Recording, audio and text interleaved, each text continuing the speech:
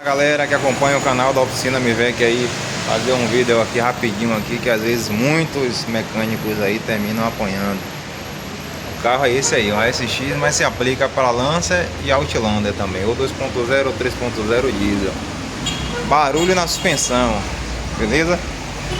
Barulho, você andando até no plano, você cai em qualquer ondulaçãozinha, o carro faz um barulho, toque, toque, toque, quando tá muito.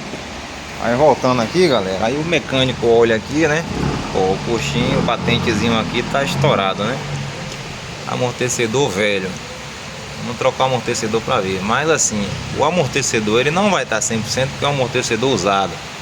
Esse amortecedor aqui deve ter mais ou menos 1 ano e meio que nós substituindo ele, quase 2 anos. O cliente pega muita estrada de bairro, né? Então assim, ele não tá 100%, mas assim, não tá gerando ruído. Aí o ruído você vem aqui, ó. Ó, é que eu soltei a bieleta, tá vendo? Mas com a bieleta presa você vê também, né? Ó, ó o estado que tá essa bucha aqui. Ó, ó,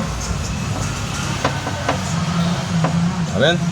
Às vezes você toma um 1 a 0 por causa de uma observação que não foi feita. Mesmo ele, aqui é porque tá no extremo, mas uma quantidade, ele com a folgazinha aqui assim, ó, ó. Essa folgazinha aqui, ó, ele já faz um ruído muito grande, tá vendo? Então a dica que eu deixo é essa aí pra vocês. Valeu?